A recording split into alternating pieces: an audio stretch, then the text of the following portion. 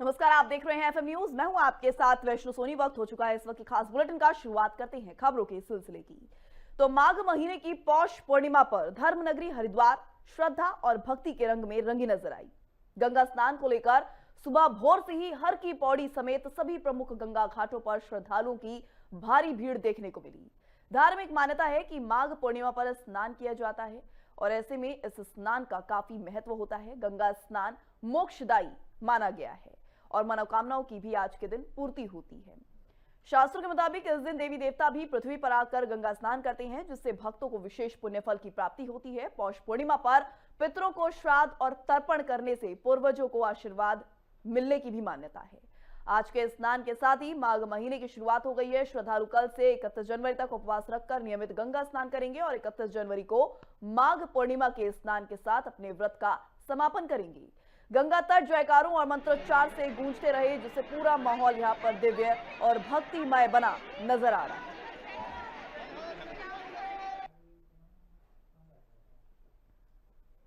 तो ये तस्वीरें नजर आ रही हैं हरिद्वार के गंगा घाट से, जहां पर श्रद्धालुओं की कितनी भीड़ है ये आप तस्वीर में देखकर ही पता लगा सकते हैं कि यहाँ पर बड़ी संख्या में श्रद्धालु पहुंच रहे हैं और स्नान ध्यान करते नजर आ रहे हैं। हालांकि ठंड का असर इतना ज्यादा है कि लोग घर से बाहर निकलने को मजबूर नहीं है, लेकिन फिर भी श्रद्धालुओं में आस्था ऐसी है कि यहाँ पर सीधा असर हरिद्वार पर आप देख सकते हैं कि किस तरीके से यहाँ पर बड़ी संख्या में श्रद्धालु जो है आस्था की डुबकी लगाते नजर आ रहे हैं। सुबह से ही हर की पौड़ी पर गंगा स्नान करते यहाँ पर श्रद्धालु देखे गए हैं और देश भर से लाखों श्रद्धालु गंगा स्नान के लिए हर की पौड़ी पर पहुंचे हैं। पौष पूर्णिमा का गंगा स्नान क्योंकि आज के दिन काफी महत्वपूर्ण रखता है, मायने रखता है, मोक्षदायी माना गया है, तो ऐसे में बड़ी संख्या में श्रद्धालु का यहाँ पर आना लगा हुआ है। ऐसे में जयकारों और मंत्रोच्चार से गंगा घाट यहाँ पर गुंजायमान हो उठे हैं। आपको बता दें 31 जनवरी तक इसी तरह से माघ महीने के व्रत चलने वाले हैं और इस तरह की जानकारी है कि 31 जनवरी तक इसी तरह से गंगा घाटों पर बड़ी संख्या में श्रद्धालुओं का आना जाना लगा रहेगा। माघ पूर्णिमा पर व्रत का समापन होगा। तो वहीं पौष पूर्णिमा के मौके पर हरिद्वार की हर की पौड़ी पर टीवी सीरियल्स के मशहूर कलाकार अर्जुन बिजलानी ने गंगा में डुबकी लगाई है। अर्जुन ऋषिकेश क्रिएटिव प्रोडक्शन के ऑनर चिन्मय पंडित के साथ पहुंचे और अर्जुन ने बताया कि वो निजी काम से देहरादून आए थे और समय होने के कारण गंगा स्नान का उनका प्लान बन गया। उन्होंने कहा कि पहले बनारस में भी उन्होंने दशहरे पर गंगा स्नान किया था और पौष पूर्णिमा का दिन भी उतना ही खास है, तो इसलिए आज भी वो यहाँ पर आए हैं। अर्जुन ने यह भी बताया कि श्रद्धालुओं से हर की पौड़ी पर उन्होंने आने की अपील की। इस मौके पर गंगा सभा सचिव उज्जवल पंडित ने उन्हें रुद्राक्ष माला पहनाकर उनका स्वागत किया। तो पौष पूर्णिमा और माघ स्नान की शुरुआत हो चुकी है। ऐसे में बड़े बड़े सेलिब्रिटीज भी अब गंगा घाटों पर पहुंचने शुरू हो गए हैं। ऐसे में इन सेलिब्रिटीज के लिए यहाँ पर वीआईपी गंगा घाटों की स्थापना भी यहाँ पर की गई है। सुदृढ़ व्यवस्था यहाँ पर की गई है, जिससे किसी तरह का कोई रश क्राउड ज्यादा ना हो पाए।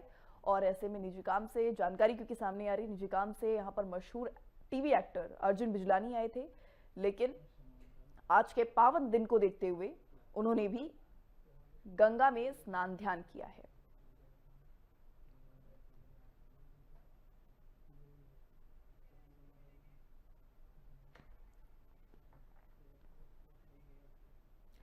तो वहीं हरिद्वार के कनखल चौक बाजार में 1 जनवरी से आमरण अनशन पर बैठे अशोक त्रिपाठी ने शुक्रवार देर रात अपना अनशन समाप्त कर दिया है। यह कदम इंडियन ओवरसीज बैंक के रीजनल मैनेजर शशिकांत भारती के खिलाफ नाराजगी के कारण उठाया गया था। वरिष्ठ नेता और स्वामी यतीश्वरानंद की कोशिश से त्रिपाठी को दूध पिलाकर अनशन तोड़वाया गया। एसडीएम जितेंद्र सिंह और जिलाधिकारी हरिद्वार जल्द ही दोनों पक्षों की बैठकर यहां पर समस्या का हल निकालेंगे। इसके साथ ही त्रिपाठी ने अपने स्कूल भवन लोन और नीलामी विवाद के संबंध में बैंक प्रबंधक के खिलाफ कड़ी कार्रवाई की मांग भी की है। उन्होंने सहयोगियों का आभार भी ऐसे में व्यक्त किया है। तो हालांकि इतने दिनों से लगातार जो ये अनशन चल रहा था, आखिरकार अशोक त्रिपाठी का ये अनशन समाप्त हो चुका है।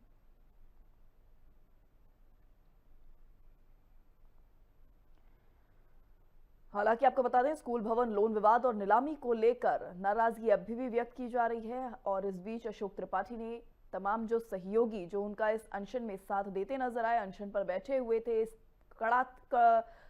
कड़कड़ाती ठंड में भी वो अपने अनशन को तोड़ नहीं रहे थे, तो ऐसे में तमाम जो सहयोगी उनका लगातार साथ बना रहे थे और लगातार उनका हौसला बढ़ा रहे थे, उनका भी उन्होंने धन्यवाद किया है। जिला पंचायत के आप अध्यक्ष भी रहे, हमारे पहले अध्यक्ष हरिद्वार जनपद के। उसके बाद आप चुनाव भी लड़े हमारा विधानसभा का, और इसके साथ साथ पार्टी के लिए इनका पूरा जीवन समर्पित रहा है।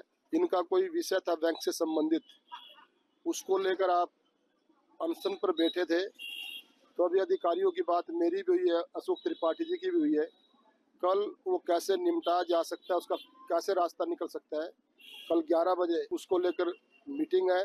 और आज त्रिपाठी जी ने, अभी जिलाधिकारी जी से बात हुई है, एसडीएम भी यहाँ जितेंद्र जी आए थे, और मैं भी यहाँ पर आया हूँ। हमारी पार्टी के वरिष्ठ नेता पंकज सहगल जी भी आए हैं। तो आज इन्होंने अपना अनशन समाप्त कर दिया है, और निश्चित रूप से मुझे पूरा विश्वास है कोई इसका सार्थक रास्ता निकलेगा। देखिए, Ashok Tripathi ji Indian overseas bank के किसी प्रकरण को लेके अनशन पे यहाँ पे बैठे हुए थे, और इस प्रकरण के संबंध में कल 11 बजे दोनों पक्षों की बैठक हमने जिलाधिकारी महोदय की अध्यक्षता में जिलाधिकारी महोदय ने आहूत की है।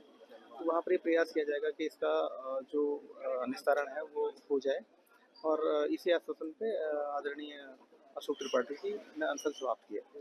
महाराज जी, वर्तमान प्रसंग में और पिछले कम से कम 30 वर्षों से पार्टी के हमारे सर्वमान्य नेता हैं, पूर्व कैबिनेट मंत्री रह चुके हैं, और हरिद्वार जनपद ही नहीं, उत्तराखंड के अनेक जनपदों में स्वामी जी का व्यापक प्रभाव है, और स्वामी जी को उत्तराखंड की सरकार बहुत सम्मान देती है और उनकी बात का सम्मान करती है। स्वामी जी ने, पंकज भाई ने और एसडीएम हमारे श्री जितेंद्र जी ने मुझे आश्वस्त किया है, और कुछ चीजें हैं जो कल 11 बजे जैसा स्वामी जी ने बताया वो तय होंगी, और मुझे विश्वास है स्वामी जी ने लड़ाई खुद लड़ने का मुझे आश्वासन दिया है कि आप उठ जाइए, ये लड़ाई कहीं तक भी लड़नी पड़ेगी तो हम लड़ेंगे, आपको साथ लेकर लड़ेंगे। तो वहीं अगली खबर भी हरिद्वार से, जहां पर एक व्यापारी ने दबंगों से अपनी जान को खतरा बताया है। हरिद्वार प्रेस क्लब में प्रेस कॉन्फ्रेंस कर व्यापारी राकेश बंसल ने कहा कि सितंबर महीने में उन पर जानलेवा हमला हुआ था। इस मामले में जगजीतपुर पुलिस चौकी में मुकदमा दर्ज करवाया गया था, लेकिन अब तक ना तो जांच पूरी हो पाई है और ना ही आरोपी पकड़े गए हैं। राकेश बंसल ने पुलिस की कार्यशैली पर भी सवाल दागे हैं और कहा है कि पुलिस एफआर लगाने की तैयारी कर रही है। उन्होंने पुलिस पर राजनीतिक दबाव में काम करने का आरोप लगाते हुए न्याय की मांग की है। इस बीच व्यापारी ने दबंगों से जान का खतरा बताया है और प्रेस क्लब में इस पूरे मुद्दे को लेकर, मामले को लेकर प्रेस कॉन्फ्रेंस भी की है।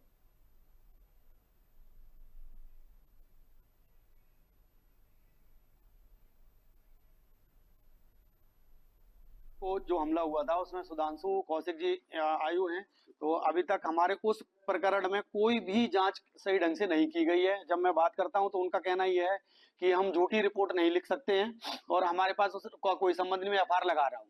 मैंने कहा सर एफआईआर लगा रहे हो तो जो हमारे पे हमला हुआ तो वो मुलजिम कौन है, अब मुलजिम को ढूंढिएगा ना, मुलजिम है कौन। तो सर हम चाहते हैं कि हमें जो जानलेवा हमला हमारे पे किया जा रहा है इसकी सही ढंग से जांच हो और मुलजिम का पता किया जाए, मुलजिम को अरेस्ट करके उसको ये देखा जाए कि कहां से कैसे मुकदमा हुआ है, क्यों हमला हुआ है। तो वहीं उत्तराखंड की पर्वतीय संस्कृति, रीति रिवाज और पारंपरिक खान पान को सहेजने का काम जन कल्याण पर्वतीय संगठन बखूबी कर रहा है। सिर्फ इतना ही नहीं बल्कि संगठन सामाजिक जिम्मेदारियों को भी पूरी गंभीरता से ले रहा है। संगठन के अध्यक्ष ईश्वरी दत्त भट्ट ने बताया कि पर्वतीय समाज से जुड़े जरूरतमंद छात्र छात्राओं को सम्मानित कर आर्थिक सहायता प्रदान की जाती है ताकि वो पढ़ाई में आगे बढ़ सके। इस बीच मुख्य प्रवक्ता आचार्य सुमन जोशी का कहना है कि संगठन का दायरा लगातार बढ़ रहा है और आने वाले समय में ये और व्यापक स्तर पर काम करेगा। हरिद्वार के श्यामपुर, कांगड़ी, लालढांग, गेंडी खाता समेत कई ग्रामीण इलाकों में संगठन की मजबूत पकड़ देखने को मिल रही है।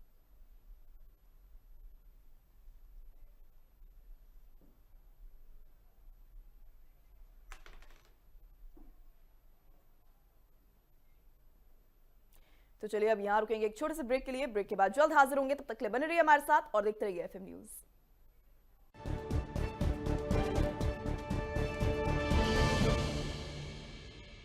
जॉइंट पेन के लिए डॉक्टर ऑर्थो ऑयल के अमेजिंग रिजल्ट सबको पता है, पर क्या आपको पता है कि पुराने और ज्यादा बिगड़े दर्द के लिए डॉक्टर ऑर्थो ऑयल के साथ साथ डॉक्टर ऑर्थो कैप्सूल्स को भी रेगुलर यूज करना चाहिए। ये कोई टेम्पररी पेन किलर नहीं, आयुर्वेदिक औषधि है। कुछ लोग खाते पीते तो बहुत बढ़िया हैं, पर फिर भी उनकी सेहत नहीं बनती।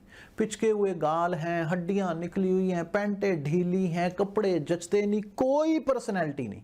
ऐसे लगता है इधर से खाए जा रहे हैं, उधर से निकले जा रहा है, क्योंकि उनका पाचन तंत्र खराब है। और जब तक के पाचन तंत्र दुरुस्त नहीं होगा, वो जितना मर्जी अच्छे से अच्छा खा ले, उनकी सेहत नहीं बन सकती। इसलिए हमारी संस्था सन्यासी आयुर्वेदा ने एक ऐसी दवा का निर्माण किया है जो कि आपके लिवर को, आपके पाचन तंत्र को दुरुस्त करने का काम करती है, ताकि आप जो भी खाएं उसका पूरे का पूरा निचोड़ आपके शरीर को लगे, आपकी भूख बढ़े, खाया पिया सही से लगे, नया खून बने, हड्डियों में जान आए, वजन बढ़े और आप मोटे तगड़े खूबसूरत पर्सनैलिटी के मालिक बन जाएं। सिर्फ 655 रुपए की पूरे 1 महीने की दवा होती है और आप इसे घर बैठे 01145454545 पर फोन करके दवा मंगवा सकते हैं।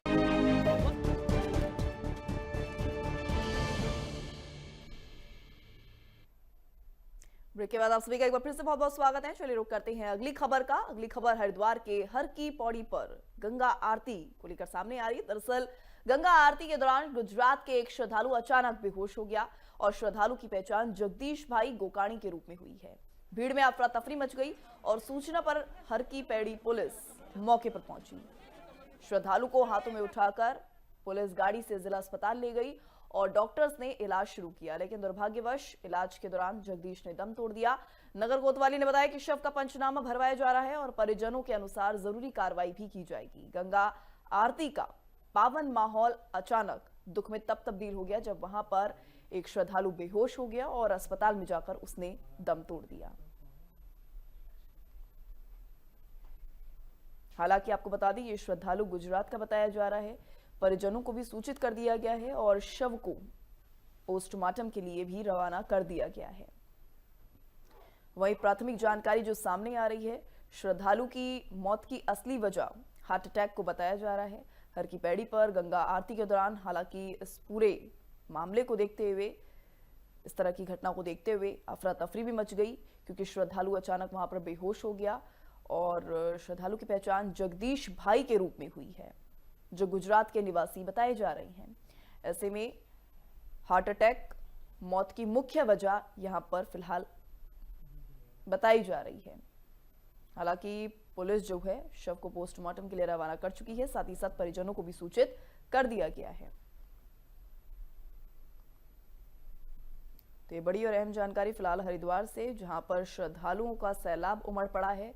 दूर दूर से, दूर राज्यों से यहाँ पर श्रद्धालु जो हैं आस्था की डुबकी लगाते हुए नजर आ रहे हैं। इस बीच एक श्रद्धालु की मौत की जानकारी फिलहाल सामने आई है, जो हरिद्वार में गंगा आरती के समय बेहोश हो गया और अस्पताल में जाकर उसने दम तोड़ दिया।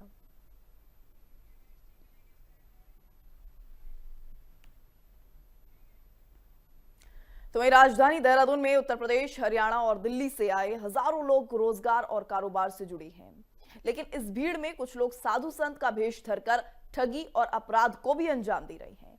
ऐसे ढोंगी बाबाओं और फर्जी लोगों पर लगाम कसने के लिए दून पुलिस ने ऑपरेशन कालनेमी शुरू कर दिया है। एसएसपी देहरादून के मुताबिक जिन इलाकों में बाहरी लोगों की संख्या ज्यादा है, वहां लगातार सत्यापन किया जा रहा है। फर्जी पहचान या ढोंग करने वालों पर सख्त कार्रवाई तय है और पुलिस का साफ संदेश है कि शहर की शांति से खिलवाड़ करने वालों को बख्शा नहीं जाएगा।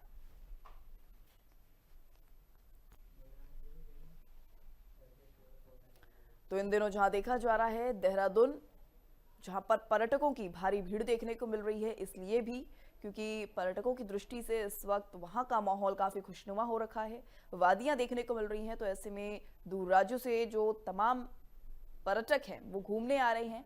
और बात कर लें तीर्थ स्थलों की, तो तीर्थ स्थलों पर भी इन दिनों काफी भीड़ देखने को मिल रही है, जिनमें से एक है हरिद्वार। हर की पैड़ी पर देखा जा रहा है किस तरीके से श्रद्धालुओं का जमघट लगा हुआ है। ऐसे में बहुत से लोग ऐसे भी हैं जो इस भीड़ में भीड़ का हिस्सा बनकर ठगी करने का काम करते भी नजर आ रहे हैं। तो ऐसे में उन लोगों को चिन्हित किया जा रहा है, उनकी पहचान की जा रही है और इसके लिए ऑपरेशन कालनेबी भी दून पुलिस की ओर से चलाया गया है। ऐसे में बाहरी इलाकों में रहने वाले जो लोग हैं, जो इस तरह की ठगी को अंजाम दे रहे हैं या वेश बनाकर इस तरह के काले कारनामों को अंजाम दे रहे हैं, उन पर पुलिस लगातार नकेल कसने के लिए यहां पर एक्टिव मोड में नजर आ रही है। देखिए, सत्यापन अभियान एक कंटिन्यूस एक प्रक्रिया है, चूंकि यहाँ पर भारी प्रदूषण के काफ़ी लोग यहाँ पर रहते भी हैं, अपना एम्प्लॉयमेंट के लिए भी आते हैं और ये जिस तरह से यहाँ पर होम स्टे बने हैं, लंबे समय तक लोग यहाँ रुकते भी हैं, तो ये कंटिन्यूस ड्राइव देहरादून पुलिस की चल रही है। और इसी सत्यापन अभियान के तहत जो हमारा माननीय मुख्यमंत्री जी का जो ऑपरेशन कालनेमी, उसमें भी हम लोगों को चिन्हित करते हैं कि कौन अपने नाम भेष बदल कर यहाँ ऐसी कोई ठगी करने के उद्देश्य से धार्मिक चोला पहनकर इस तरह की वारदात करने की जो रुक जाते हैं यहाँ पर, उन पर भी अभियान चल रहा है। उसमें काफ़ी सफलता इस साल ही 18 जो है बांग्लादेशी भी हमने यहाँ पर पकड़े, जो इस तरह के यहाँ पर अपने नाम और अपनी पहचान छुपाकर फेक दस्तावेजों के आधार पर रह रहे थे। तो ये कार्रवाई लगातार जारी है और इसको और हम बृहद रूप से ऐसे इलाकों में जहाँ पर हमें लगता है कि बहुत सारे किराएदार या अन्य लोग आके बसे हैं यहाँ पर, उनमें भी हम बृहद रूप से इस अभियान को चलाएंगे। तो वहीं उत्तराखंड में कार्बन क्रेडिट को लेकर मुख्य सचिव आनंद बर्धन ने सचिवालय में अहम बैठक की। बैठक में संबंधित विभागों के अधिकारियों के साथ कार्बन क्रेडिट की संभावनाओं और लाभ पर मंथन किया। मुख्य सचिव ने कहा कि कार्बन क्रेडिट राज्य के लिए बड़ा आय स्रोत बन सकता है। इस दिशा में परिवहन विभाग को नोडल विभाग बनाया गया है। परिवहन विभाग 1000 इलेक्ट्रिक बसों से इसका फायदा उठाएगा, जबकि वन और सहकारिता विभाग वन पंचायतों और PACS के माध्यम से तमाम जो उपाय हैं वो भी अर्जित करेंगी।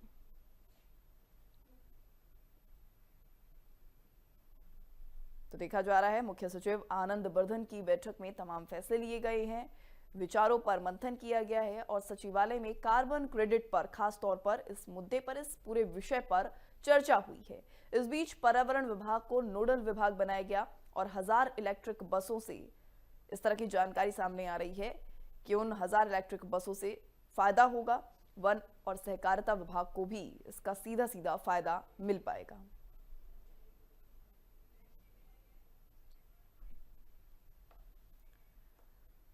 तो वहीं चमोली जिले की खूबसूरत और गम घाटी में अब शराब के लिए कोई जगह नहीं होगी। जी हां, भेटा, पिलखी और अरोसी, साथ ही साथ ग्वाणा गांव की महिला मंगल दलों और ग्राम पंचायतों ने मिलकर पूर्ण शराबबंदी का ऐलान किया है। गांव की संयुक्त बैठकों में तय हुआ कि जो भी व्यक्ति शराब पिएगा या पिलाएगा या फिर बेचेगा, उस पर 25,000 रुपए का जुर्माना लगाया जाएगा।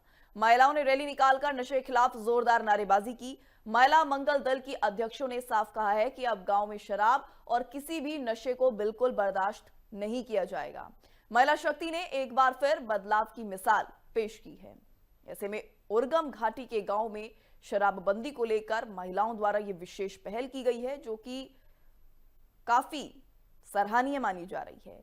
महिला मंगल दलों ने यह बड़ा फैसला किया है और साथ ही उन्होंने कहा है कि शराब पीने, पिलाने या फिर जो बेचने वाले हैं उन पर भारी जुर्माना ठोका जाएगा, उनके खिलाफ कड़ी कार्रवाई होगी और रैली निकालकर उन्होंने इस पूरे विषय पर विरोध प्रदर्शन भी किया है।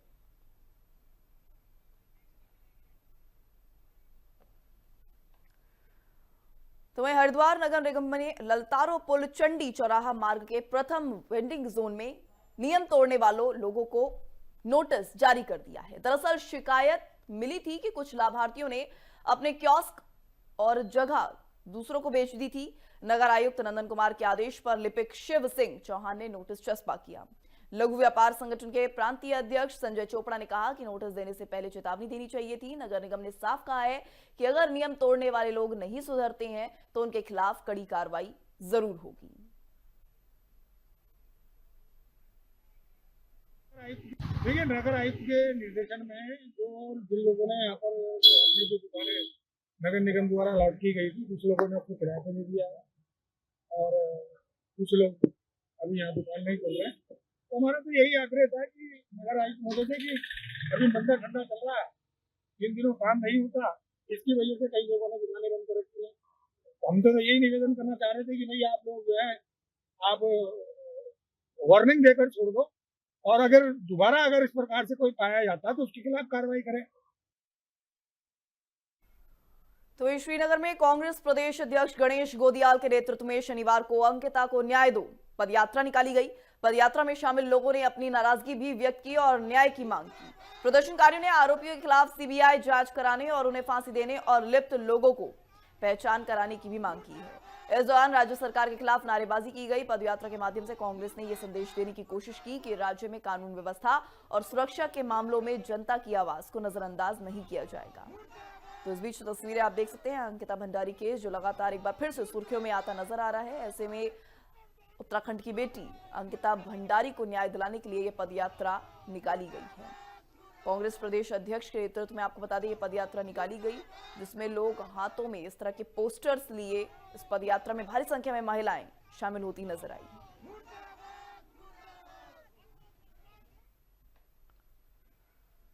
तो वहीं उत्तराखंड में जन जन की सरकार जन जन के द्वार अभियान ने प्रशासनिक कामकाज की तस्वीर बदल कर रख दी है। प्रदेश के 13 जिलों में एक ही दिन में कुल 204 जनसेवा कैंप आयोजित किए गए।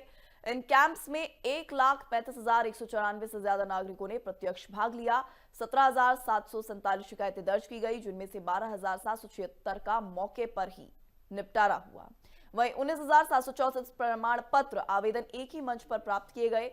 विभिन्न जन कल्याणकारी योजनाओं का सीधा लाभ 77,203 लोगों को मिला। मुख्यमंत्री पुष्कर सिंह धामी के नेतृत्व में यह अभियान जवाबदेह, पारदर्शी और जन केंद्रित शासन की मिसाल बन चुका है। प्रदेश के 13 जिलों में एक ही दिन में 204 जनसेवा कैंप और 1.35 लाख से ज्यादा नागरिकों ने इसमें हिस्सा लिया है, जो अपने आप में ही सराहनीय है।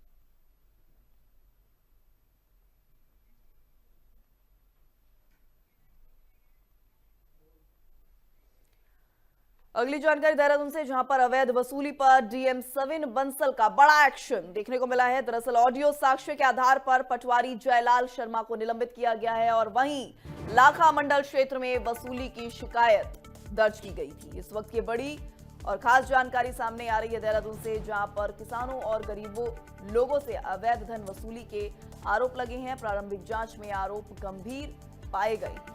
तहसीलदार विकासनगर को फिलहाल विस्तृत जांच रिपोर्ट सौंप दी गई है। इस वक्त की बड़ी और अहम जानकारी सामने आ रही है, जहां पर तहसीलदार विकासनगर को जांच रिपोर्ट सौंप दी गई है और इसी के साथ अवैध वसूली पर डीएम 7 बंसल का ये बड़ा एक्शन देखने को मिल रहा है, जहां ऑडियो साक्ष्य के आधार पर एक अधिकारी को निलंबित किया गया है।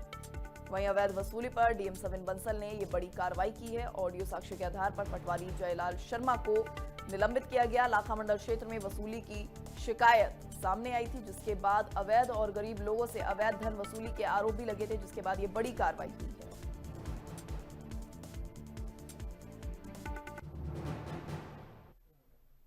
तो फिलहाल इस बुलेटिन में इतना ही। इस तरह की खबरों के लिए बने रहिए हमारे साथ और देखते रहिए एफएम न्यूज़। धन्यवाद।